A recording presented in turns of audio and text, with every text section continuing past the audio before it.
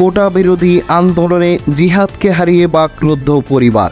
কোটা বিরোধী আন্দোলনে গুলিবিদ্ধ হয়ে নিহত কবি নজরুল সরকারি কলেজের MA প্রথম বর্ষের শিক্ষার্থী জিহাদ মোল্লাকে হারিয়ে বাকরুদ্ধ হয়ে পড়েছে পরিবারের সদস্যরা। ছোট ভাইকে হারিয়ে আর্তনাদ করছেন বড় ভাই ও দুই বোন। নিহত জিহাদ পটুয়াখালীর 10 মিনা উপজেলার সদর ইউনিয়নের দিগন্ত সড়ক এলাকার নুরুল আমিন মোল্লার ছোট ছেলে।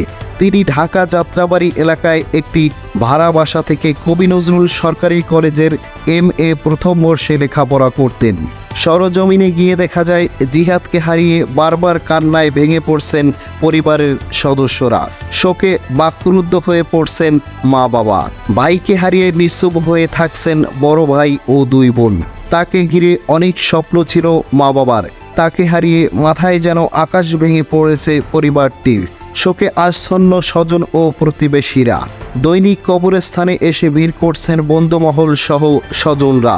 স্থানীয় ও পরিবার সূত্রে জানা যায়, চলতি মাসের 19 তারিখ রোজ শুক্রবার বিকেল 4টার দিকে কোটা বিরোধী আন্দোলন শেষে বাসায় ফেরার পথে ঢাকা যাত্রাবাড়ি এলাকায় গুলিবিদ্ধ হলে সহপাঠীরা গুরুতর আহত অবস্থায় উদ্ধার করে ঢাকা মেডিকেলে নিয়ে গেলে চিকিৎসারত অবস্থায় মৃত্যু হয় তার। পরে 20 তারিখ শনিবার রাত 10টার দিকে মৃতদেহ অ্যাম্বুলেন্স যোগে গ্রামের বাড়িতে পৌঁছালে এক হৃদয় বিতরক দৃশ্যের অবতরণ হয়। স্বজনদের কান্নায় ভারী হয়ে যায় এলাকার পরিবেশ। এরপর 21 তারিখে সকাল 6টায় সদর ইউনিয়ন পরিষদের নিচে নামাজের জানাজা অনুষ্ঠিত হয়। পরে নিজ বাড়ির পারিবারিক কবরস্থানে চিরনিদ্রায় শায়িত হন। জিহাদ 10 মিনা সরকারি মডেল মাধ্যমিক বিদ্যালয় থেকে 2016 সালে বিজ্ঞান বিভাগ নিয়ে SSC পাশ করেন।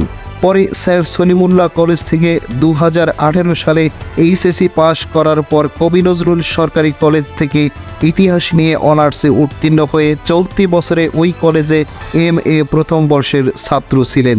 জিহাদের বাবা নুরুল আমিন মোল্লা জানান, আমার ছেলে মেধাবী ছাত্র ছিলেন, কেমনে কি হয়ে গেল আমি তা জানি না। আমি আমার ছেলেকে হারিয়ে আজ আমরা দিশেহারা। তবে এমন নেককারজনক ঘটনা যারা ঘটিয়েছে তাদের বিচারের দাবি জানাই।